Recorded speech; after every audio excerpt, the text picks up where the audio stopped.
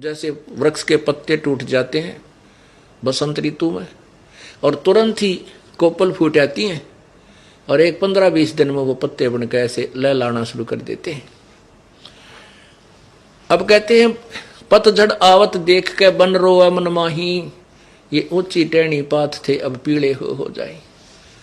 पुण्यात्माओं जैसे हमारे जैसे बूढ़े हो गए, अब ये टोकन हो गया, संकेत हो गया, सिग्नल हो गया कि तैयारी कर ले आगे की, कभी भी टिकट कट जाएगी। अर्थात सफेद बाल होए बुढ़ापे की पहचान होगी और मृत्यु निकटा ली।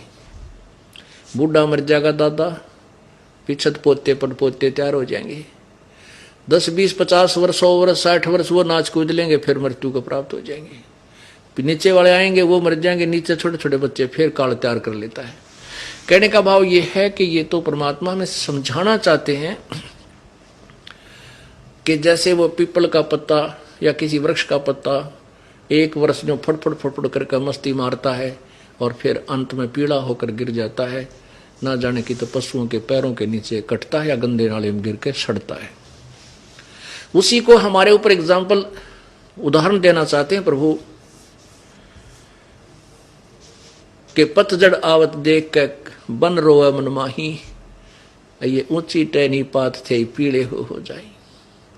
पात झड़ता यूं कहे सुन भई तरवर राय, अब के बिछड़े नहीं मिले ना जाने कहां गिरेंगे जाए। पुण्यात्माओं कितना प्यारा उदाहरण दिया प्रभु ने। जैसे पत्ता गिरता हुआ कह रहा हो अपने पेड़ को कि सुन भाई तरवर राय, इब के बिछड़े नहीं मिला ना जाने कहां गिराएंगे जाए। जैसे एक परिवार का सदस्य बीमार हो जाए, इतनी भयंकर बीमारी होगी कि उसको पता लग गया कि तू 1-2 दिन का मेहमान है और शाम सवेरे में तेरी टिकट कटने वाली है, तब वो रोता हुआ कहता है भगवान भाई ना जाने कहां जन्म होगा, कहां जाना होगा। परमात्मा का यही याद दिलाते हैं कि बच्चों भगवान बज लो, परमात्मा ने याद कर लो, मृत्यु आवेगी, गारंटीड आवेगी और सबको पता है, परंतु डर को ना। डर क्यों नहीं? क्योंकि आप बालक हो, अबोध हो, आपको पता नहीं ये कितना भयंकर जीवन आप जी रहे हो बगैर परमात्मा के, उस पूर्ण परमात्मा के नाम बिना। परमात्मा कहते हैं परमेश्वर बंदी छोड़ कि हिड़की दे दे रोएगी सुरता जब तू चल लेगी अकेली।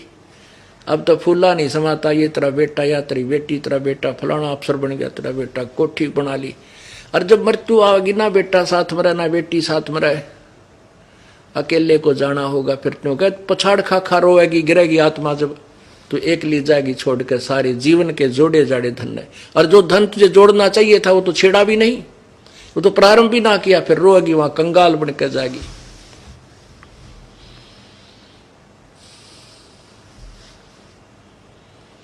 क्या कहते हैं प्रभु? पात झड़ता न्यू कहे सुन भई तरवर राय, इब के बिछड़े नहीं मिले ना जाने कहां गिराएंगे जाए। अब सांत्वना देता है। जैसे कोई व्यक्ति मर रहा हो तो वहां बैठे समझदार व्यक्ति कहा करते भाई एक दिन सब ने मरना है, या तो सारे मरेंगे, कोई 2 दिन पहले कोई 2 दिन पीछे मर जाएगा, यानी उसको केवल उसको संतुष्टि देने के लिए। ऐसे ही उदाहरण दे रहे हैं परमात्मा कि वो पेड़ कह रहा उस पत्ते से, तरवर कहता पात से सुनो पात एक बात, यहाँ की यह रीति है एक आवे एक जात। कहते इस काल के लोक में परमात्मा कबीर परमेश्वर हमें समझाना चाहते हैं, यहाँ का एक हार्ड एंड फास्ट रूल है, यहाँ का एक परम नियम है कि एक आ रहा है एक जा रहा है, एक पैदा होता है एक मृत्यु होता है।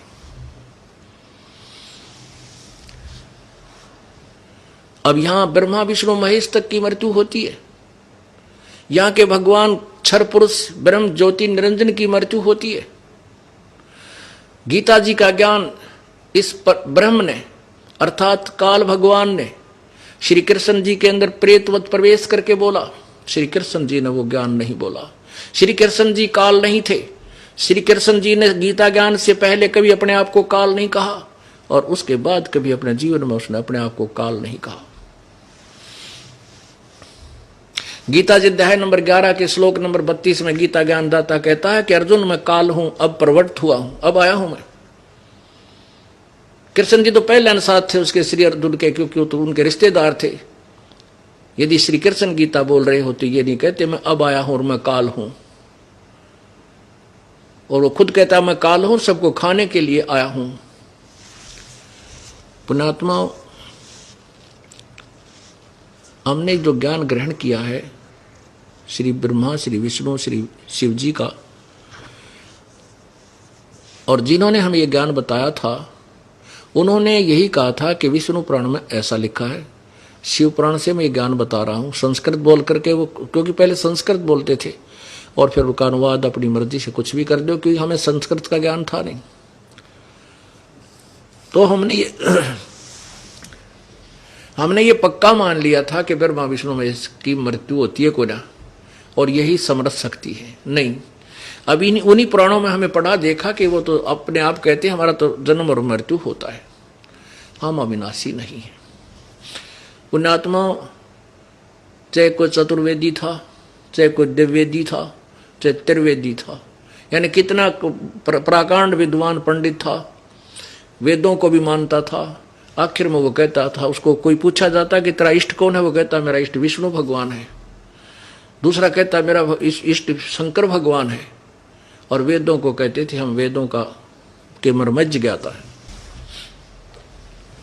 अब पुण्यात्माओं, न तो उन पंडितों को कह का पता था वेद क्या बताते हैं, न इन महर्षियों को पता था, ना व्यास जी को ज्ञान था, ना पाराशर जी को ज्ञान था, यानी ना वशिष्ठ जी को ज्ञान था। ब्रह्मा विष्णु महेश को ज्ञान नहीं तो इनको कहां से ज्ञान होगा। अब क्या समस्या आ गई इस दास के सामने। मैं कहूं सारी सच्ची, सब सत्य बोलता हूं, और प्रथम बार कोई सुनता है न कही अच्छा मेंटल आदमी, सारी ओली ओली बात कहे, उल्टी उल्टी, एक भी सुथरी नहीं बोल रहा। इसलिए दास को की मजबूरी होगी इन सदग्रंथों को बार बार दिखाने की कि ब्रह्मा विष्णु महेश को भी ज्ञान नहीं, कह का ज्ञान नहीं, अध्यात्म ज्ञान नहीं था। अब इन्हीं की हिस्ट्री में आपको दिखाता हूं कि ब्रह्मा विष्णु जी को कितना ज्ञान था।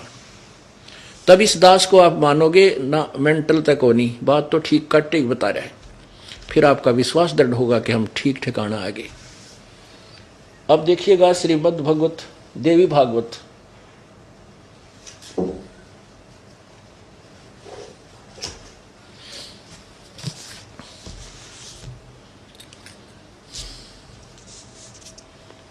देखिएगा श्रीमद् देवी भागवत,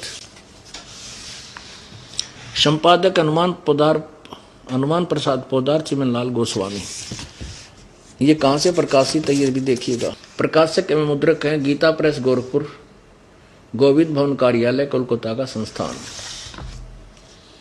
इसके 28 नंबर पृष्ठ पे आपको दिखाते हैं। ये देखिएगा पहला सकंद 28 पृष्ठ पे, यहां से शुरू करते हैं। नारद जी ने कहा, महाभाग व्यास जी, तुम इस विषय में जो पूछ रहे हो ठीक यही प्रश्न मेरे पिताजी ने भगवान श्री हरि से किया था।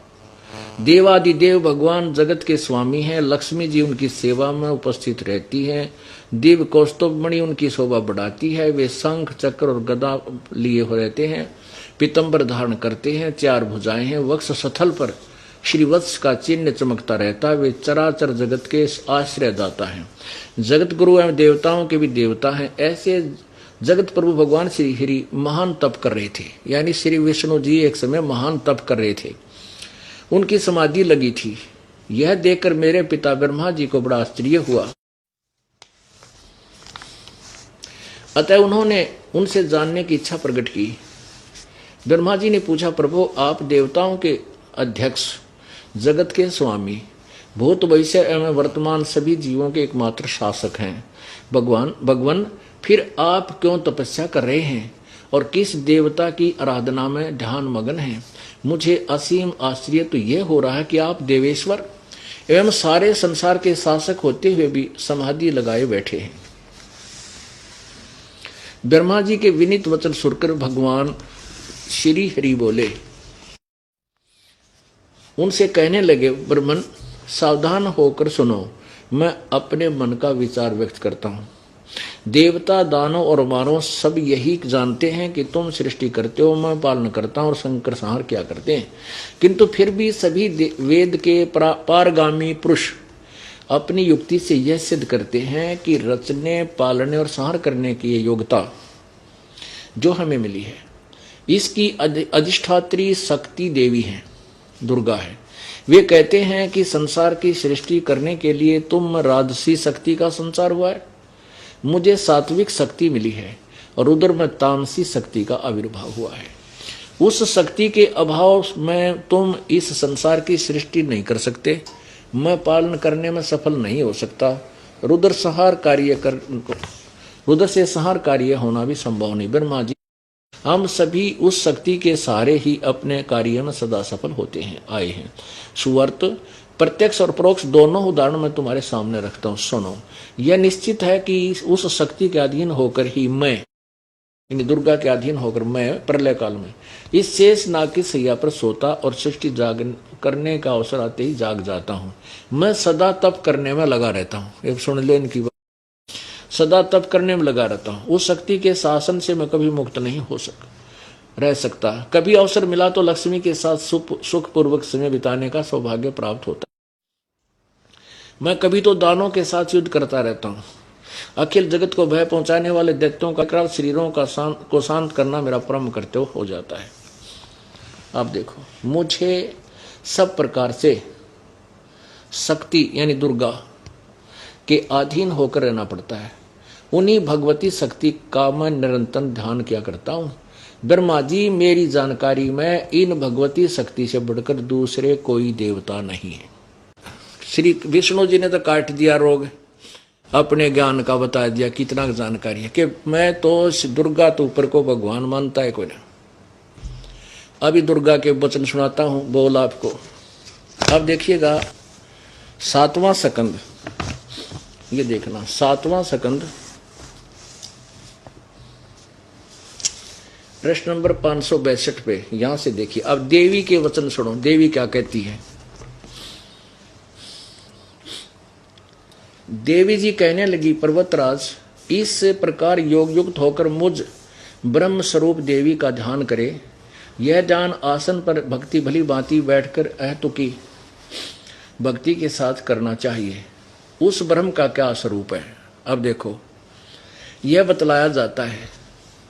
अब दुर्गा पहले तो तुक्के मार रही है कि मेरी भक्ति करो, आगे देखो उस ब्रह्म का क्या स्वरूप है, यह बतलाया जाता है। जो प्रकाश रूप, सबके अत्यंत समीप में स्थित, हृदय रूप गुहा में स्थित होने के कारण गुहाचर नाम से प्रसिद्ध और महान पद अर्थात परम प्राप्य है।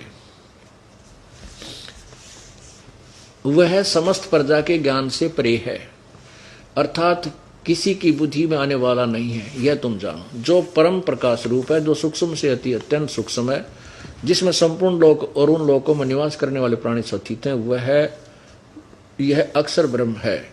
वही सबके प्राण है, वह सबकी वाणी है और वह सभी के मन है। यह परम सत्य और अमृत अविनाशी तत्व है। सौम्य, उस वेद ने योग्य लक्ष्य का तुम वेदन करो, मन लगाकर उसमें तन्मय हो जाए। सौम्य, उपनिषद में कथित महान अस्त्र रूप धनुष लेकर उस पर उपासना द्वारा तीक्ष्ण किया हुआ बाण संधान करो और फिर भावना गुप्त चित्त से के द्वारा उस बाण को खींचकर अक्षर रूप ब्रह्म को ही लक्ष्य मानकर वेदन करो। परवण, ये ओम धनुष है यानी मंत्र जाप है, जीवात्मा बाण है और ब्रह्म को उसका लक्ष्य कहा जाता। आज अब ब्रह्म पे आगे है, कहां से शुरू हुआ था, ब्रह्म यानी ब्रह्म की पूजा करो। दुर्गा कहते, यहां देखो, एकमात्र परमात्मा को ही जाने, उस एकमात्र परमात्मा को जाने, दूसरे की सब बात छोड़ दे।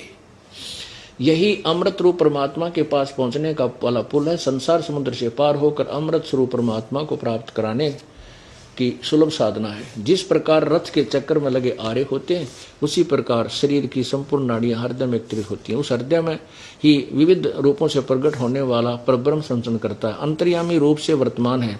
उस आत्मा का ओम के जाप के साथ ध्यान करो।